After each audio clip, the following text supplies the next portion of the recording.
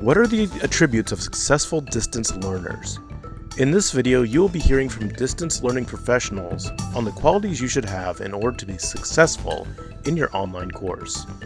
The attributes for successful distance learners are the ability to organize and plan your schoolwork, the ability to effectively manage and use your time, being able to sacrifice some other pursuits to make time for school, being able to take advantage of resources that are offered to you as well as other resources that are outside of your institution, have self-initiative and motivation, the ability to use and navigate technology, the ability to practice self-discipline, have clarity on what your goals are for attending your distance learning program.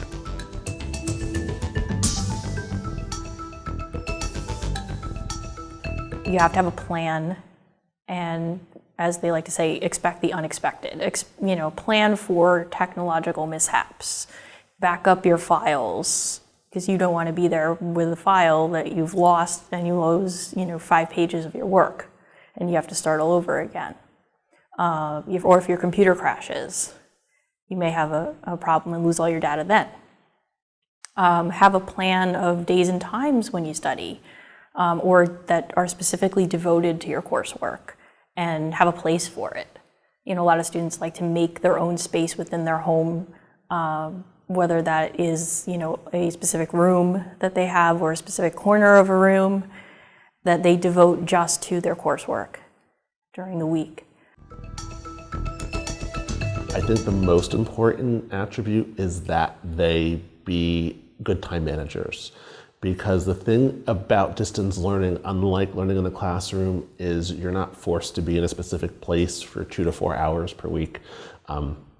So you kind of have to do this in your own time, and you have to be not only a good time manager, but I think you have to be motivated to get yourself to the computer or to the textbook to make yourself work.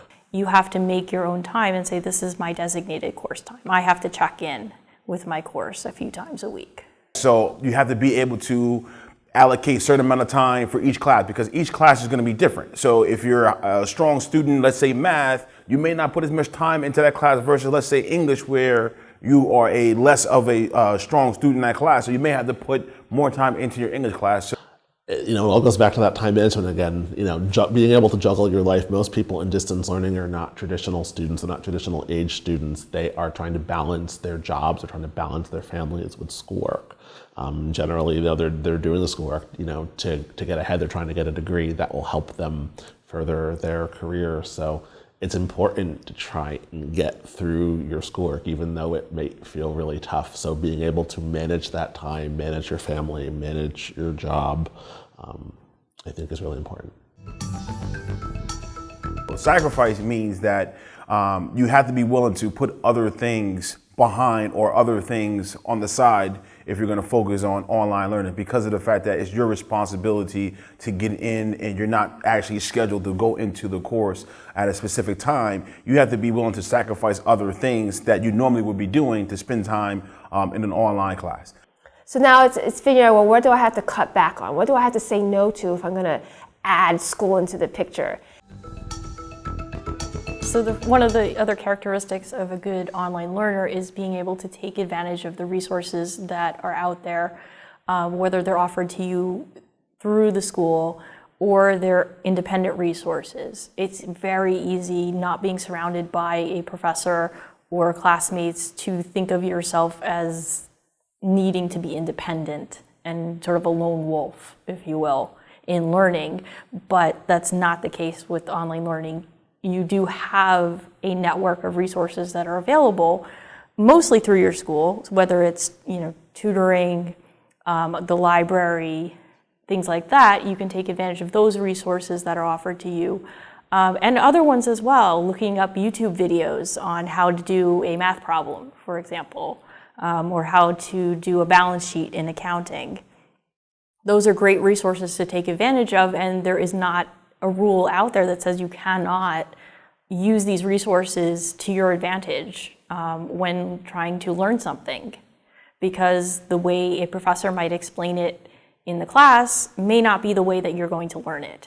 So finding a person who's explaining it differently would be extremely helpful. I think you also need to know where to look for help. Going back to the idea of being in the classroom, you have that teacher who's there for 2 to 4 hours a week or however long your class is. You don't necessarily have that person in front of you when you are engaging in distance learning. So you need to know how to find them. You need to either know their office hours, how to reach them via email, via some type of chat service if they offer that during their office hours, via telephone if they offer that. Beyond just interfacing with your instructor, you need to know how to find support services. Academic support services, maybe tutoring if you need help in writing or math or whatever your course is. If you're having trouble with that time management thing we talked about, maybe if there's any type of counseling center, student development center, they may have resources which can help you to do that, which can help you to manage your time. Or if you're having some personal issues that are impeding you from completing your schoolwork, then possibly some type of counseling services. Most places of higher learning, institutions of higher education is what I'm trying to say, have some type of counseling services. Another important factor is to have a lot of self-initiative. When you're learning from a distance, you don't have a teacher in front of you or other classmates to prompt you with questions you may have, or to explain something that you may not understand. So if you don't speak up through emailing or contacting your professors or other classmates, you're not going to get that answer. Or seeking help elsewhere. If you don't speak up, that's pretty much it. And I think students who are used to being passive learners, where they can kind of sit and get away with it, it's gonna be more difficult for them. Sometimes, when you don't have to be in that classroom 2 to 4 hours a week at a certain time, it's very difficult to motivate yourself, and you're not going to really be successful in an online environment. All right, so there is sort of maybe one deadline you have every week, and that's either Saturday or Sunday at midnight. And if you sort of base that time frame as, I got to be in class now, it's Saturday at 11 o'clock p.m., you're not going to be really successful because, if you're participating in a discussion board, your classmates might not like you very much if you're always posting at the last minute.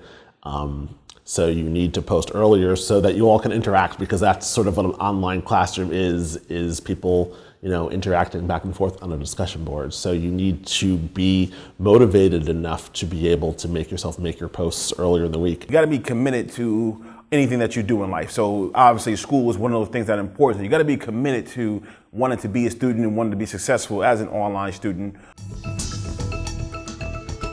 Because you're a distance learner, I think you have to be have a pretty good facility with technology. You have to at least not be afraid of your computer. And you have to be aware that sometimes technology is not always perfect. Right now, for example, I'm working with a technology that is Flash-based, so you can't use this particular product on an iPhone or an iPad. So you have to know that you have to get yourself, if you don't have a computer in your house anymore, you have to get yourself to the library at school or the public library or somewhere where you can access a regular PC or a Mac. I think another important factor is a lot of self-discipline. It's easy to procrastinate because there's no set time you have to be in class. It's just, if it's an asynchronous course and you have a week to do your coursework, you might wait till the end of the week, especially if you have a lot going on. And I think, again, distance learners are taking classes not in person for a reason. So that's something pretty easy to do. I think one of the most important factors is really being clear with what your goals are for being in whichever program you're studying. And I say that because I assume distance learners they're learning from a distance because they're too busy to go to class in person. So there's just too much going on. Or they're working or something like that. So, being clear with why you are in the program you are helps you stay motivated and focused on your goals, whatever it may be.